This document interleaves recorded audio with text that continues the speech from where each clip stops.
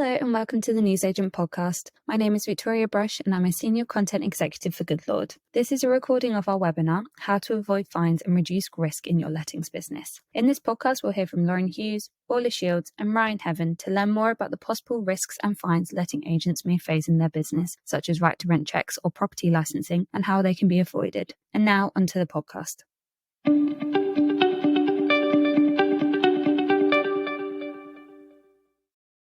Hello there, good morning everyone. Welcome to today's webinar on how to avoid fines and reduce risk in your lettings business. I'm Lauren, I'm the Head of Customer Success at Vouch, and I'm really lucky to be joined by a couple of experts today who are going to talk to us all a little bit about this topic. So Orla, do you mind introducing yourself to everyone here? My name's Orla, I'm the CEO of Kamma. We provide property licensing software to monitor agents' properties for compliance with property licensing laws and regulations so they can stay safe without having to think about it. And we're also a partner of Good Lords. Lovely, thank you, Orla. And we've also got Ryan joining us as well from Dutton, Gregory. Morning, everyone. How are you? Good, thank you. How are you, Ryan? Yeah, good, thank you. So I'm a solicitor at Dutton Gregory, and we deal with most things to do with lettings law. So here I am again, another Good Lord webinar to try and take you through and explain some of the law behind it. Yes, another one of many, but we're very, very happy to have you. So thank you for joining us. So if we could go on to the next slide, please, Danielle. Just before we get into the meat of the topic, I'm going to talk just very, very briefly for those that don't know about what we do at Good Lord and at Vouch. So really our aim is to streamline your pre-lettings journey and digitize it to make it more effective by bringing everything into one place, and that is referencing, whether that's through Vouch or through Good Lord, but also all of your compliance, all of your payments, and everything that you need to do before you move a tenant into a property. But Danielle, if we can go on to the next slide, please. We're going to do a quick summary, a quick roundup of what we're going to talk about today. We're going to talk about right to rent checks. We're going to talk about property licenses and lots of the kind of risks associated with those. We're going to talk about various different certificates and what you need to do there. And finally, anti-money laundering guidelines before we jump into a Q&A. But if we go on to our first topic, which is right to rent checks, I'm actually going to ask you, Ryan, if you can talk us through what the current requirements for right to rent checks are. Yeah, of course. Now, I always like to say that any agent who's on this course likely already knows these, but just in case there's any agents out there who don't, you've kind of got these three broad classes of right to rent. So people with unlimited right to rent, people with time limited right to rent, of course, people with no right to rent.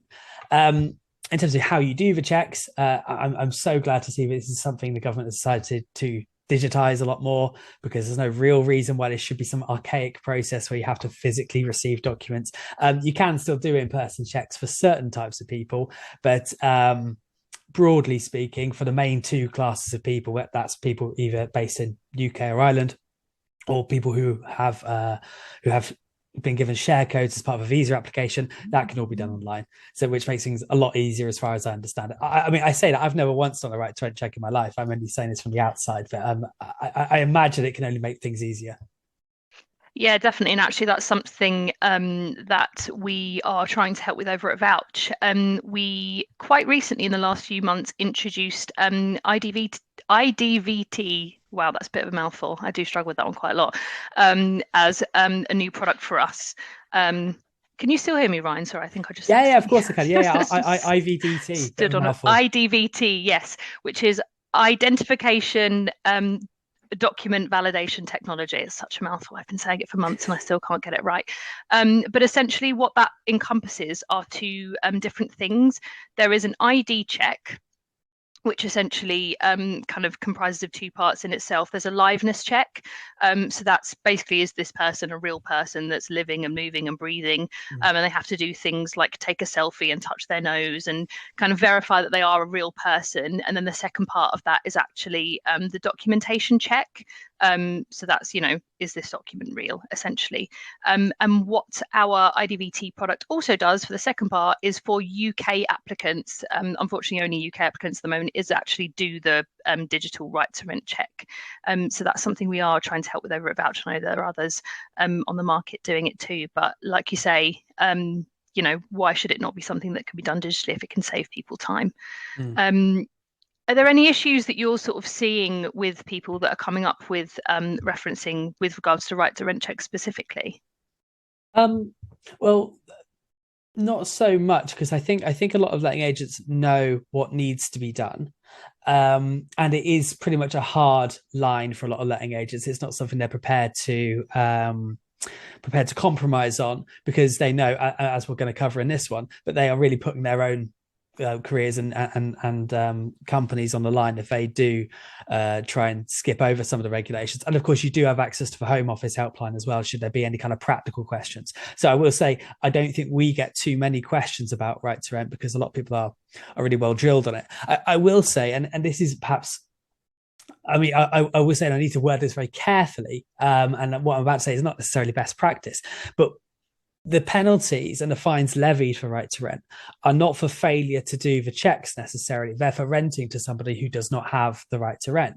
So it is entirely possible for a letting agent to never do the right to rent check and never be fined if they, like, for example, only let to British people. And it isn't possible to only market to British people, because then you're putting yourself in the way of all kinds of equality rules. But it's important to know what the fine comes from, what the offence actually is, and it's from letting to it. By doing the checks, you get what's called a statutory excuse. And that means if the person doesn't have the right to rent because they present you with a very credible falsification of documents, then you would be safe from being fined. So it's a safety belt. Doing the checks is not the be all and end all in of itself. So if you fail as an agent, I imagine this is quite rare, but as an agent, if you fail to do a check, move someone in that does have right to rent, but you were sort of found to not be doing the check, would there be a fine involved in that as well? No, but it's not good practice, is what I'm trying to say. And again, right. I don't want to disrupt the entire lettings world by suggesting that it's a good idea to not do the right to rent check. It seems like it's well drilled into every letting agent. It's something that has to be done, and they have to pass it. Yeah, I think it's one of those things that's kind of automatically built in, it's like an autopilot thing.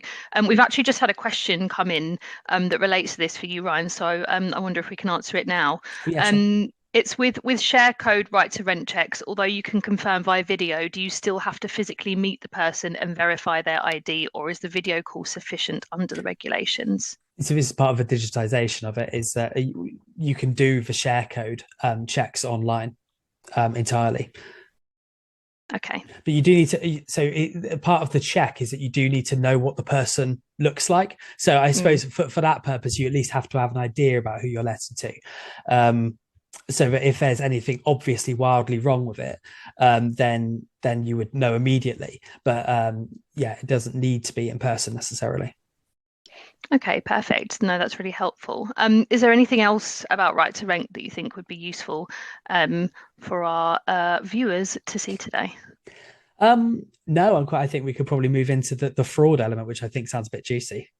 Oh, we have actually had a couple of questions come in. We have got Q&A at the end, but these seem to relate to right to rent. So is it okay if I go to you with those now, Ryan? Or can do.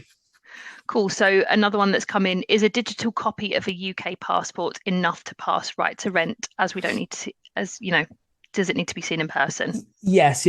From what I understand, to do the online checks for a UK individual using, I can't remember the series of letters, but if ID. You want, there we go. Perfect. You've done your revision. If you do that, I think all you need is a passport number. So in theory, if you can make out the passport number from the photo that you've been given, then you can do the online checks then. It should verify it. Cool. And then another one from Francesca. What if one tenant wants to move in but the other is abroad? Okay, so it's a practical issue, this, and it really depends on how risky you want to be. And to be honest with you, I don't think it's really possible for me to advise that you should be risky. So if you can only do the right to rent check on the person who is physically standing in front of you, then and then you enter into a joint contract with somebody else who you haven't done a check on, then when that person does come to the UK, how can you know for sure that they're going to pass the right to rent checks? The fact is that you can't. But if you've already entered into a contract with them, you've created a bit of a car crash, where you are contractually kind of obliged to let the property to them. They have a right to access that property, but the right to rent checks would be a pretty good reason to not want to hand over the keys to someone who you are not sure has the right to rent check. So I would say, I think this is a practical issue that comes up fairly frequently, but I don't think it's something letting agents should be willing to expose themselves to fines for, just to try and accommodate other people. I know this is particularly prevalent in student lets, where the people may never be in the country until they come to collect the keys. For any kind of, I guess, particular advice, what you really want is authorization from the Home Office, because they're the ones who are levying the fine. So it doesn't really matter what I think. What matters is, do the Home Office have a particular issue with the way in which you're kind of sequencing the right to rent check and the signing of documents? Yeah, and as you said, you can kind of go use the Home Office website, or they've got a helpline that you can call if you want to get advice on that. But we've actually had, related to that, another question about students, which is a tenant that's been with an agency as a student for years and is now working. Does that right to rent check still need to be completed every year? But let me think about it, because I don't think it matters. What matters is that they have so I guess the question is, if they have a student visa, but then they're no longer a student, do they still have a right to rent? I think they're still covered by it, because it just gives you that kind of time limited, or to put it another way, you don't have to do another check for 12 months. So if they cease to be a student within that 12-month period, there isn't any obligation on you to check before then. It's I wouldn't say it's anything to worry about within that 12-month period. Okay, perfect. Thanks, Ryan. I think we've covered quite a lot of ground there, actually. So I'm going to move us on to the next topic. If you can go on to the next slide, please, Danielle, which I believe is property licenses. Yes. So Orla, you are our resident expert here. Can you talk to us a little bit about the 3 different types of licenses, just to get us started and give us some context? Sure. Danielle, if you pop onto the next slide, I thought it was easier to have a bit of a visual, because sometimes when people talk about licensing, they generally think about HMOs, and that is very true, but property licensing actually does apply to different types of properties, or really different types of configurations of a letting. So the one that everybody naturally always associates with property licensing is mandatory licensing. So in total, we have 3 different types of licensing schemes: mandatory, additional, and selective.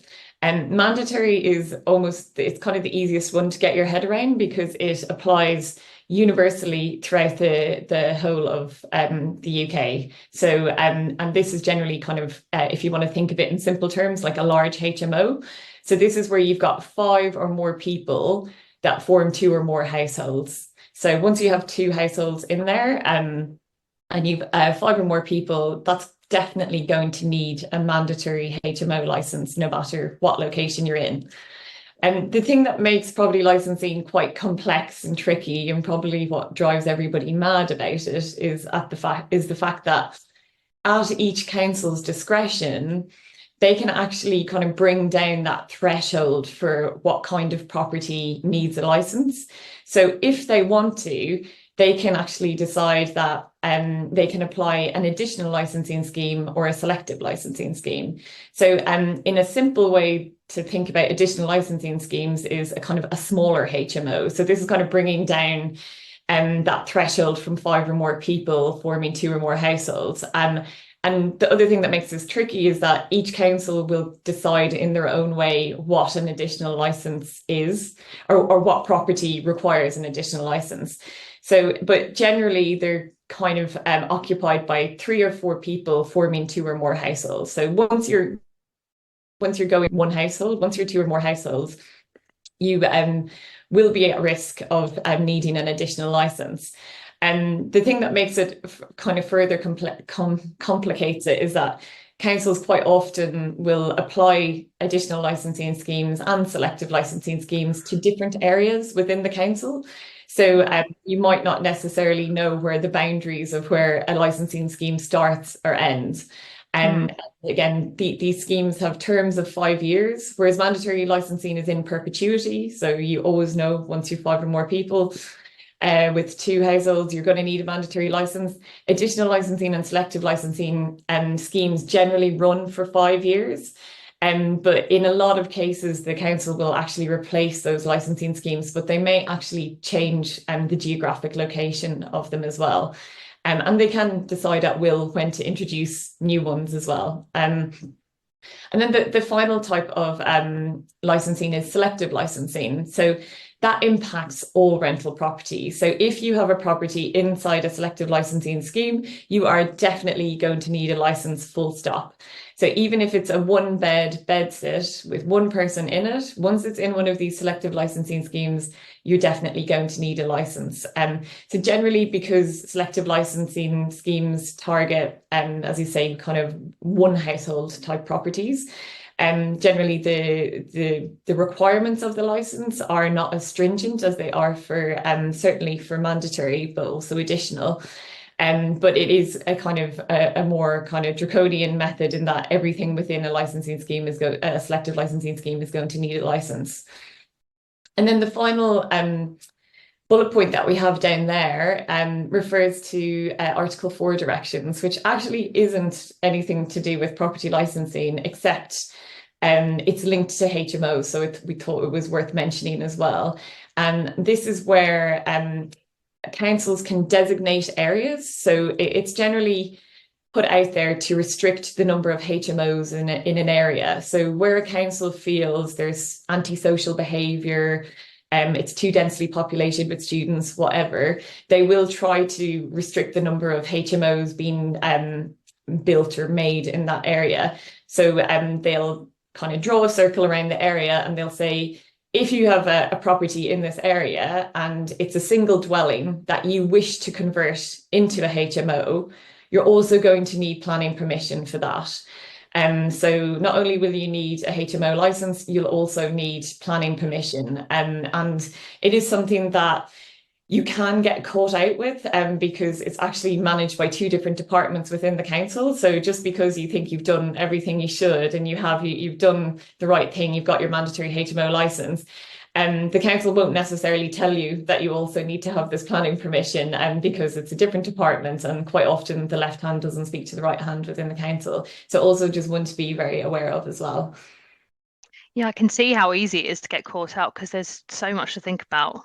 Even with just those 3 types of licenses, it's already a bit of a minefield.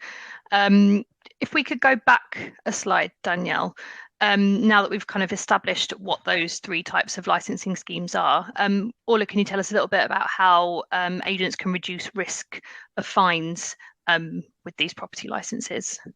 Yes, so essentially there's a number of ways that you can fall foul of not having a license for your property. The main way that a council will enforce a property not having a license is by issuing what's called a civil penalty. So a civil penalty can be issued for offence for up to £30,000 per offence. So the problem is once they realise that you don't have a license, they may go looking and they may find things that are also non-compliant with the property from a licensing perspective. So it's £30,000 per offence. And this is why sometimes you see these kind of large fines being put out in the trade press in talking about, hundreds of thousands of fines. It's where they kind of rack up quite a lot of these civil penalties within one property. The other way that your landlords and indeed you will be at risk is through rent repayment orders. So if a tenant finds out that they're in a property that should be licensed, that isn't licensed, they can go to the council, tell the council, and they will be allowed up to 12 months of their rent to be repaid to them. So quite a significant outlay for the landlord. The other thing that you should also know from a letting agent point of view is that you have joint and several liability for ensuring that the property has a license. So if you manage a property, you are equally at risk of being fined as the landlord. And not only that, if you do let only, but you actually take the rent for the property, the agent will also view you as also having responsibility for ensuring that the property needs a license, and you can be prosecuted as well. So that's also another thing that I think is not widely known, and there is examples of agents falling foul of that, where they have just been taking the rent, but the agent has fined them for not having a license. But the way you can reduce your risk, there's a couple of ways. You can try and stay in touch with the council and hope that they notify you of licenses. Again, because this is a devolved thing and every council does their own thing, some councils are better at that than others. So it's really down to the individual council how good they are at communicating these things with you.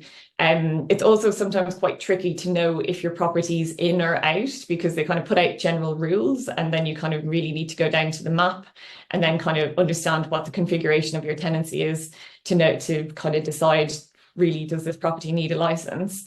Kamma, obviously, we've built software, and we've been doing it for the last 6 years, where we track all these licensing schemes on a daily basis.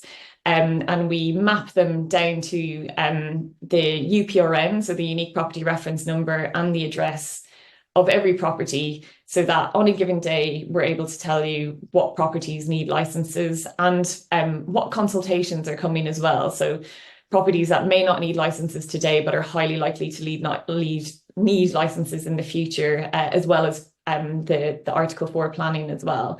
So what we can do is kind of just take all that anxiety and give you peace of mind around not having to check, just knowing that your property is safe within our software, and you will get a notification if you need it.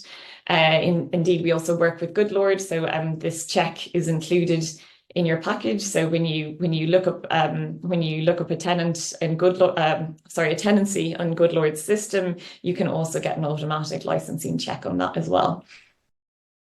Yeah, really handy. I mean, it's not just about being there to advise your landlords. There's also actual liability for you as an agent as well, which can be quite scary. We've had a question in actually on this from Arfan with regards to being liable if you're doing a rent collection agreement.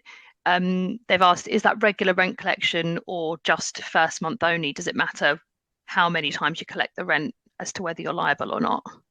I have, Ryan, you might be able to give some examples on this, but I have heard that actually even just that first month that some agents have been prosecuted with that as well, but you can probably add more colour. Yeah, I think it's relevant like when the scheme comes in, because for example, if you touch the first month's rent and then a licensing scheme comes in a year later, I wouldn't expect a local authority to prosecute you for that, because at the time there wasn't any kind of offence being committed. But I could see it as if you take any kind of money at all at a time where there is an unlicensed property, then you could expose yourself, even if it is just, say, the 1 month, because as part of your due diligence, you ought to know that a license is required, and you also ought to know if your landlord has a license. So I think 1 month's taking 1 month at a time when you need a license could expose you. Again, these things are not necessarily split 50-50. So if you're working on a let only basis, the expectation is going to be that the landlord should be the one applying for the license and adhering to the rules. So if a local authority does issue a fine, then you would be well placed to say, well, I shouldn't have to pay half of this, maybe a contribution, but not half, because obviously your responsibility is not half. Another way of looking at this is also your terms of business should hopefully cover you in a scenario where you are relying on landlords to do certain things, and if they don't do those certain things, then that could expose you to either the civil penalty notice or rent repayment orders or any variety of claim. You should be able to try and recoup that money back from the landlord if the fault essentially isn't yours. That swings both ways, by the way, because if a landlord's relying on you to advise them that there should be a license in place. Even if a local authority says, okay, 50% fine to the agent, 50% fine to the landlord could then come after you to say, well, I shouldn't have to pay my 50% because you failed in your duty to advise me. Yeah, we've had a sort of follow up that sort of says, even if you've advised the landlord that they need one or they haven't got one, does that burden still sort of lay at your feet as an agent? I don't think it's enough to just tell a landlord you should get one. I think a very common example is like with deposits. So if you handle a deposit, but you're going to pass it on to a landlord, you need to be fairly sure the landlord knows what they're going to do with that money. Because if they don't, then not only is the landlord exposing themselves to potentially having a claim by the tenant, but you are as well, because you have been involved in taking that deposit. You could be included in that as well. So it's not just for the landlord's protection, it's not just for your own protection. You both benefit by being really clear about what is required from the outset. Yeah. Okay, perfect. We've actually had a question for you, Orla, about Kamma, and that's, does the Kamma map reveal whether a particular property we might be going to appraise already has a license? Yeah, it will. If so, we aggregate data from the councils on whether properties have licenses or not. The only caveat I add with that is that councils they're not always on top of updating their own records. So the property could have a license, but the council hasn't updated their license register. And if the council hasn't updated it, we won't know. It does do that, but with the caveat saying that we're only as good as the information the councils decide to update. Cool. Thank you. We've had a couple of other questions about Good Lord and Kamma specifically, whether they work together. They do, which is great. So as Orla said, you kind of can have a Kamma check included in your Good Lord package. And we've had a question about Good Lord terms and conditions, and whether these kind of cover the bases in terms of getting the landlord to agree to get a license. But I think that probably relates back to Ryan's last point on, just telling them isn't enough. I mean, I wrote the terms of business for Good Lord, so I know it's in there. I just can't assume everyone's using them. So that clause should work in conjunction with another clause that basically says if the landlord doesn't do something they're meant to do, then you can recoup their losses. I think the wording is the landlord should indemnify you for any losses that you suffer or legal costs or anything like that. So if you're using the Good Lord terms of business, that's your mechanism to reduce your risk for fines. I will say, by the way, you alleviate that risk entirely by insisting that your landlord has a license before you do anything. This is just really to cover you if things go wrong, but you don't want to put anyone in a position where things could go wrong.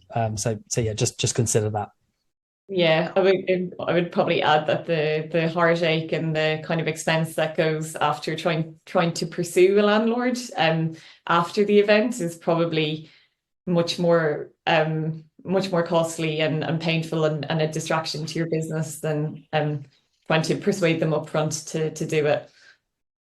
Yeah, I think like most things in life, about is better than cause. But if we could talk a little bit, actually we referred to it slightly before, but if we could go on to talk a little bit about rent repayment orders. If you just move us on, I think maybe 2 slides, Danielle.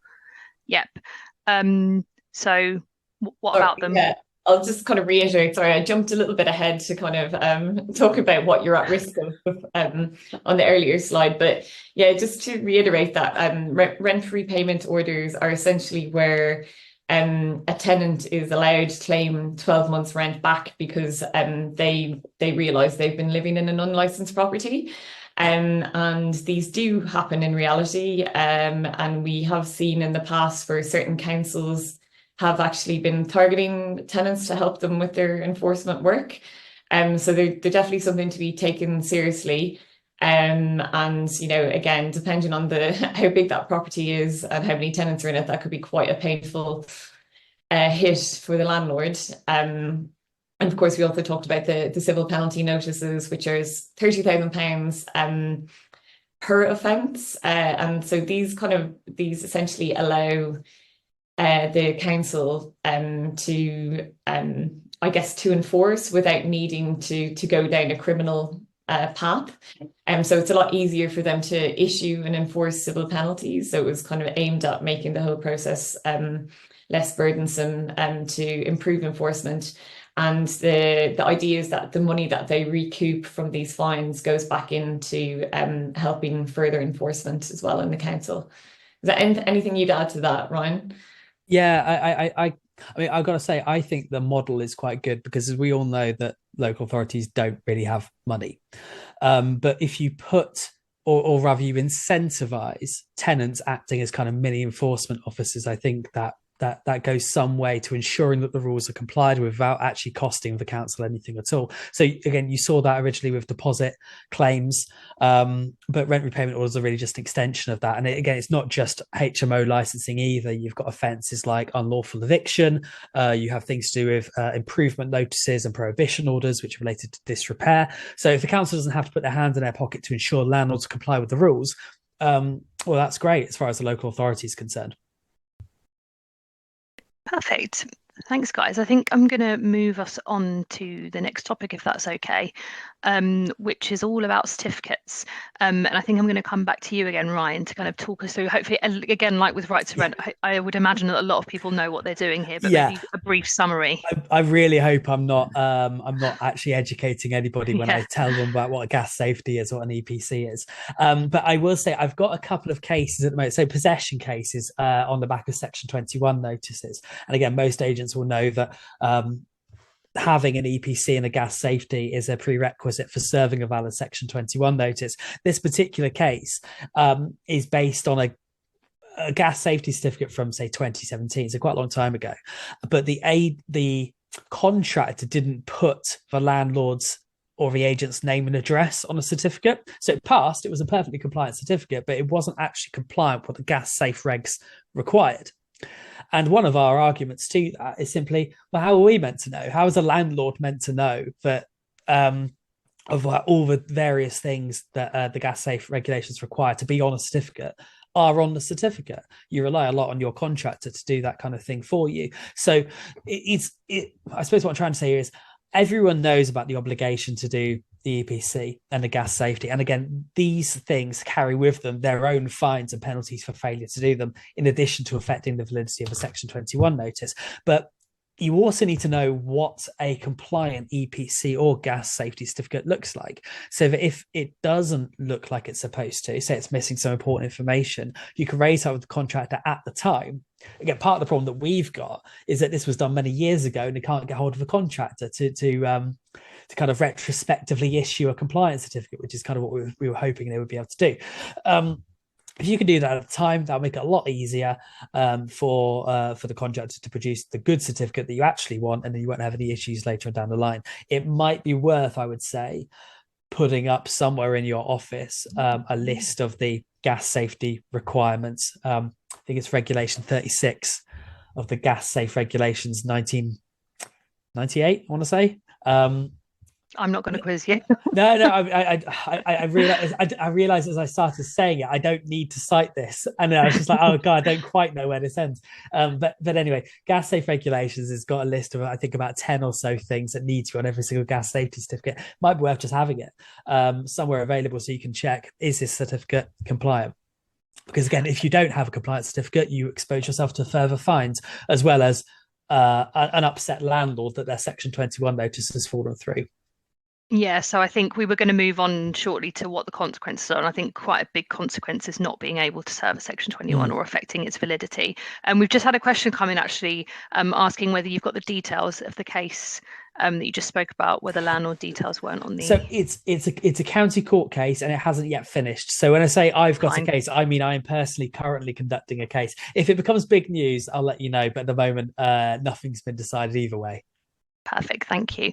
But we've also had a really good question about the consequence not being compliant from Kelly. And she's asked, if an EPC was valid and was served to the tenant at the start of a tenancy, does it matter if it's expired at the point of serving a Section 21? I love this question because this is an argument that we've taken to court and won on. No, you don't need to get an EPC just for the purposes of serving a Section 21 notice, so long as you serve the valid EPC at the time. This is related to the trigger point for when you need to get an EPC. And the trigger point is when you put the property on the let for market or sale. So if you are evicting someone, it isn't a given that you're putting on the market for let or sale. Therefore, you don't need an EPC, and therefore you don't need to serve a new EPC. Obviously, if you have a new EPC, and I do know some agents who, just as a matter of course, get a new EPC just to be extra compliant. That's fine. I'm not discouraging that. I just don't think it's a good use of a landlord's money to do it just for that purpose. If you're going to be reletting or remarketing it anyway, because the aim is to sell the property or relet the property, and those are the two things landlords tend to do with an empty tenanted property, then why not get it done at the same time, but not strictly speaking necessary. And can you talk a little bit about the other consequences of not being compliant? Are there any other consequences? There are quite minor fines for gas safety, and I think part of the confusion of all of this is they're all dealt with by different bodies. So we've talked a lot about local authorities handing out civil penalty notices, and the Home Office can issue them as well for right to rent checks breaches. EPCs are dealt with by your local trading standards, and they have the ability to fine up to £5,000. And then gas safeties are dealt with by the Health and Safety Executive.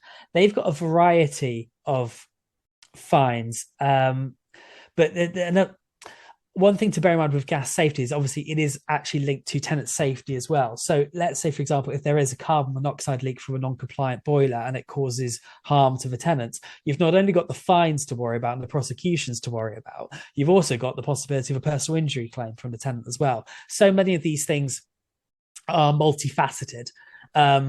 You've got the local authority, you've got the tenants, and then you've potentially got the landlord as well if it's your fault that something happened. So you're kind of being attacked from all angles, really. Yeah, and I guess there's a couple of questions that have come in that kind of back up what you're saying about the confusion here, because we've had a question from Judith asking whether the property needs an EPC throughout the tenancy, but then we've also had a comment saying, well, isn't gas safety a yearly requirement anyway?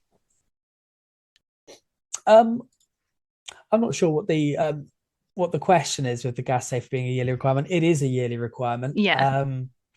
I don't know if there's anything more to say about it. No, I don't think so. I think it was sort of clarification. So a property doesn't need an EPC throughout the tenancy, but that mixed into this is obviously you do have things like the minimum energy efficiency standards, which suggests that you might need one to show that you're compliant with that.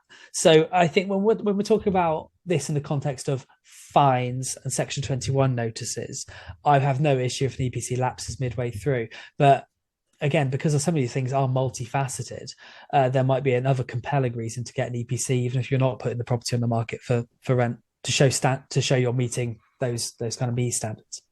Mm-hmm. I hold my hands up, and I haven't actually looked at MEES for a little while, so I don't know if there is any obligation to have an EPC just to show compliance with it. Got you. I mean, we've had a couple more questions really specifically about gas safety. The first one being from Julie, saying, do you need to have a copy of the gas safety certificate from when the tenancy commenced? In fact, I would say that's the most important one to have, because there's currently, I'd say, a big black hole in the law at the moment, which is related to for two gas safety requirements. The first one is you've got to have one at the start of the tenancy, or rather before they move in. And the second one is you have to do these annual checks. Now, there is law to say that you can give a certificate late. So, for example, if you didn't serve the one back in 2018 or whenever you started your tenancy, you can give it before you serve a Section 21 notice, and that's fine. But where there is this black hole at the moment is, what if you don't have the certificate at all, particularly the one at the start of a tenancy? And the courts haven't really dealt with this, but it seems to suggest at the moment that you can't serve a Section 21 notice ever. You've essentially granted an assured tenancy. Now, I do think this is something that's going to be dealt with, though at the same time, I'm mindful that Section 21 notices might be going away entirely before that happens. So quite how useful it is, I don't know. But I do think there's scope for the court to flesh out the rules about what happens if you don't have a gas safety certificate at the start. I will say I've advised plenty of landlords it might be worth waiting to see what renters reform gives you in terms of coming back. Because if you wanted to take that gas safety certificate to the Supreme Court, that would cost you tens of thousands of pounds of legal fees. And is it worth doing that? It might not be. It's very difficult for me to say hand on heart. It's in the landlord's best interest to incur thousands and thousands of pounds worth of legal fees, compared to maybe the law will change. Maybe we'll get some new Section 8 grounds which don't require a valid don't require a valid gas safety certificate, and then we just see how the land lies then. So yeah, it's so having basically common background, you've got to have the one at the start. That is the most important one. Everything else can be done late. This sounds like quite a specific example, and I don't know if you've actually ever seen an example like this, but we've had someone ask, what if you've made efforts to carry out the check and get the certificate and you're not able to? What happens there? So again, this kind of goes back round to the multifaceted nature of this. So in terms of receiving a fine from the health and safety executive for not having a gas safety certificate, I think you'll be okay. The health and safety executive don't expect you to force entry or do anything drastic just to get a gas safety certificate done. It isn't regarded as being an emergency, so you don't really have any right to barge into a property. If a tenant says no, then you need to be continually making efforts to try and gain access to the property. So for example, okay, you can't do this date. Is there a date in the future you could do? Do you mind us going in with the management keys when you're not there? Something like that. But push comes to shove. If a tenant says no every single time, then you're not going to be able to get the gas safety certificate done. Now, if we're talking about gas safety certificates in the context of Section 21 notices, I have known many courts actually say the tenant saying no isn't good enough. And what you need to do is apply for what's called a high court injunction. And a high court injunction forces a tenant to allow access for the purposes of doing the gas safety check. Then when you've got the certificate, you can serve a Section 21 notice, you go from there. The caveat to all this is a high court injunction costs, guess what, tens of thousands of pounds. So it's a really extreme requirement, and a tenant can seriously cause harm to a landlord. Again, if a landlord comes to me and says a tenant's refusing access for a gas safety, I say, okay, you've got two options. You can, well, three options. One, you can just serve a notice anyway, which is bound to fail. I don't tend to advise that. The second option is you apply for the High Court injunction, costing tens of thousands of pounds. Third option is, if things are relatively stable at the moment, then maybe just see what renters reform brings you in terms of alternatives to Section 21, rather than spending all that money to get them out now. Perfect, thank you. Covered quite a lot of ground there. But before we move on, are there, I mean, I think we all probably know of a couple of them anyway, but can we talk a little bit about other things and other certificates that maybe could cause problems if they're not looked after properly? Yeah, I'm going on the basis of what we occasionally get asked on the helpline about things like oil boilers, or pat testing, that kind of thing. So those are things where there is currently no fining mechanism from, say, the local authority or anything like that, but it does loop back around to what I said earlier about gas safety certificates. And if a tenant suffers harm as a consequence of an appliance going wrong, that could attract some kind of liability for a personal injury claim. So ensuring that things are regularly pat tested, for example, if an appliance which has been pat tested then has a fault and causes injury, the fact that you got it tested would generally go some way to absolving you of all blame. So these are the kind of certificates that fall under, if you imagine the hierarchy of it, you've got EPCs and gas safeties at the top. Well, gas safety is definitely at the top. And then you have kind of these other safety certificates, which there's no fine for. They're not mandatory, but they will also dig a landlord out of a hole should something go wrong at the property. So it's difficult for me to suggest it shouldn't be done. Yeah. We've had another couple of questions. I know we've got a Q&A at the end, but it feels quite nice to answer them whilst we're talking about this topic. So we've had a question back to gas safety, and I think you've probably touched on this a little bit, but maybe it's just a bit of clarification. Yeah. Do you need evidence of having obtained and issued each subsequent annual gas safety certificate in each year of the tenancy? For the purpose of the Section 21 notice, yes, you do. The tenant needs to have received all the gas safety certificates. So keeping a copy of the email of the covering letter, or just doing it all before you serve a Section 21 notice. So if you just gather all of the compliance documents that you have, send it to the tenant, wait a few days, then serve a Section 21. Late compliance is fine. But I think what you're trying to say here is, should you be doing it at the time as well? Yes, you certainly should. Great. We've had a question from Peter, who's said, I thought that for safety or in an emergency, an agent can enter a property. Does gas safety or trying to obtain a gas safety not fall into that remit? Short answer, no, it doesn't. Unless there is actually, say, a gas leak being reported or something which is actually going to maybe cause risk to lives or property. In those circumstances, yes, it's an emergency. But if we're just talking about a routine check and there's no reason to think there's anything wrong with the boiler, then I don't think you could class that as an emergency at all. Okay. And we've actually had a couple of questions about EICRs and whether you're liable there. I imagine that falls under the sort of bottom part of the pyramid that you were speaking about. Oh, actually, it doesn't. I simply forgot to mention them. So I'm glad someone asked. Good job someone asked, yeah. Yeah, no, thank you. So EICRs are dealt with under the civil penalty notice scheme. So that's up to £30,000 per breach. Okay, so that's quite big then, quite an important one. Yeah, quite an important one. But it also doesn't necessarily give rise to a claim by the tenant, if you see what I mean. So unless there is some kind of harm suffered, the tenant doesn't have an automatic right in the same way as they do with deposit breaches or with rent repayment order offences. Mm-hmm. And EICRs, along with gas safety and EPCs, as users of Good Lord will know, these can be uploaded onto the Good Lord system, and expiry dates input, which is just another way to remind you if they are expiring, so that you can get them redone. But we've had another question on gas safety. I guess it being the most important one, it does give rise to a lot of questions. It is the most important one from a safety point of view. Yeah, and also a lot of questions in relation to Section 21 as well. Would a Section 21 notice be invalid if there's a gap between the gas safety certificates during the period of a tenancy? No, so the law has dealt with this because, as you know, you've got to get it done every 12 months. Sometimes a tenant can't allow access when you want them to, and so therefore you might get this gap of, say, a few days, even a few months. As far as the court's concerned, push comes to shove, the only two you need to have are the one at the start of the tenancy and one in date at the time you serve a notice. Again, that's not the same as best practice, and I'm not encouraging people to leave gaps, but push comes to shove, a gap between certificates is not an insurmountable obstacle. Mm-hmm.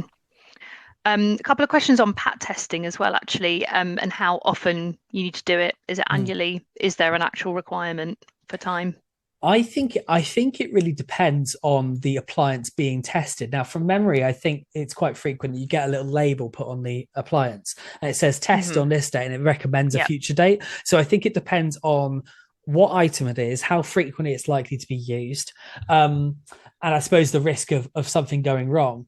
So I think I'd have to just basically cop out of that answer and say it depends. I mean, if that's the answer, then that's. That is the answer. It just feels like a cop out. No, not a cop out. We've had lots of good answers. Don't worry. We've actually had a question, slightly unrelated, but about late serving of prescribed information and deposit certificates. Okay. Is this acceptable if it's served late? Well, so no, because and again, I'm going to use that term multifaceted again. For the purposes of serving a Section 21 notice, it's possible to serve prescribed information late. The only requirement is that you have served the prescribed information before you serve a Section 21 notice. But when we're talking about the context of deposit claims, of the actual money claimed by a tenant, you've got to do it within 30 days or there is a permanent risk that the tenant can bring a claim. Late provision of prescribed information beyond 30 days doesn't remove the risk that the tenant can bring a claim. The tenant has 6 years from the date of the breach to bring a claim, so it's not even as though they're in a rush to do it necessarily. So, like with everything, it's best practice to do it within that time period in all cases. It sounds really simplistic or even patronising to say it, but if the rules require things to be done in a time frame, please try and do it within the time frame. I know from time to time things happen, and if you were to serve it on 35 days, that might mean if it goes to court, you'll receive a lesser penalty than if you didn't do it at all. But fundamentally, once the breach has occurred, you can't undo that. Okay. We are coming towards the end, so I'm going to move us on to the final topic. We do have a couple of questions still remaining, but we'll come back to them if we have time. And if not, maybe we can send answers out afterwards. But we're going to talk a little bit now about anti-money laundering guidelines. And just a bit of context, again, like with all of these, would be really helpful in terms of what are the rules for those that don't know. Okay, great. So there's basically two tiers for this. You've got the fifth money laundering directive, which came in a few years ago, and that basically says if you manage any property where the income is over €10,000 a month, which equates to about £8.5 grand in pounds, then you have to register with HMRC. You need to have a money laundering compliance officer, and if you don't have those things in place, then you can receive unlimited fines from HMRC. So it's quite drastic and big. But the caveat to that is it's probably only going to affect very few properties in your portfolio. The trouble is, if you have one of those properties, you need to do all these extra things. So just something to be aware of. I would like to think any letting agent, if they knew they had a property where the rent was above £8 grand a month, they would probably know about it instinctively. So if you do have a property like that, I would suggest searching for, well, letting agent anti-money laundering, and you'll get a whole load of information from HMRC and other bodies about what you need to do. But if you do have one of those properties in your portfolio, is it only on that property that those checks need to be carried out, or as a result, does it need to be carried out across your portfolio? Yeah, no, good question. It's only those properties. Okay. The second tier is basically just any property below that. And I guess you would regard it as like a know your client check. That isn't mandatory, and therefore there's no fine associated with not doing it. But I do know certain bodies, like for example, Property Mark, say all their agents should be doing those checks regardless. So this is basically saying the checks that you would need to do for your really high value properties, you should be doing for all of them anyway. If you consider about the regulation of property agents, ROPA, which is, I imagine it's going to come into force at some point, about kind of raising standards within the industry, I can imagine these know your client checks for all properties kind of being integrated into that. I'm quite comfortable talking about it because as a solicitor, those are the standards that we're held to. If you want us to do any piece of work at all, we need to have two forms of ID from the landlord, or for all of the landlords. So those are what I would expect the standards to be once letting agents become a bit more regulated than they currently are. But currently, it's only these very high value properties where it's necessary to have those checks in place. Yeah, and I think actually we've got a point below how a small agency is being caught out. I think one of the ways that they're being caught out, aside from the obvious, which is not doing it for, if you've got a one-off property that is that value or above, but also I think, sometimes smaller agencies don't necessarily know that they actually don't need to do these checks on all of their properties. So are maybe spending money unnecessarily, or I think they're it's being actually too compliant. Yeah, exactly. Well, I don't know, as a solicitor, is there such a thing as being too compliant? No, there isn't. There isn't. I like I say, it's very difficult to suggest you shouldn't be doing these things because I think it's great practice, and it sets you up for a future. But if we're just talking about a binary, is it necessary? Is it not? It's not necessary. So up to you whether or not you want to spend your time doing these checks. Like I say, it's a necessary part of my work, and I can't say I spend a great deal of time doing them. It's simply a case of send me two forms of ID, or I'm not going to do anything for you, and you tend to get the ID pretty quickly. Yeah, I can imagine that. We've got a couple of before we talk about sort of if any changes are coming up with regards to AML, we've got a couple of specific questions. One which is if the tenant pays 6 months or 12 months up front and the total amount exceeds 10,000, do you need to run an AML on them? No, so it's purely limited in scope to per month. So I mean, if you aggregate that over the monthly tenancy, if on a per month basis it's above that threshold, then yes, you do. If it's not, then you don't. It's quite helpful as well, because I think if letting agents know about what the threshold for a non-AST is because of high value rent, that's £100,000 per annum, which works out as being about £8,800 per month. So if you basically have a really high value property that's a common law tenancy, a non-housing act tenancy, then odds are it's also going to fulfill this requirement as well. Great. Thanks, Ryan. And then another one, for long-term tenants who have been with an agency for many, many years, do they need to run AML checks every year for high-value common law agreements?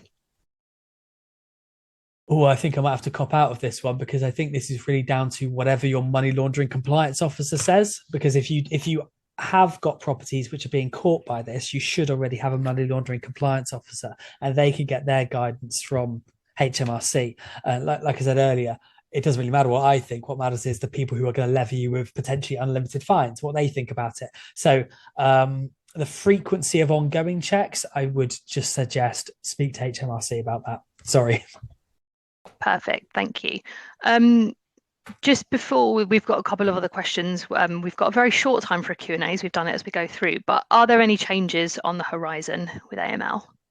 I think you maybe kind of touched on it already a little bit, actually. Yeah, this is what I say. I think ROPA is the one, because the fifth money laundering directive only came in a few years ago.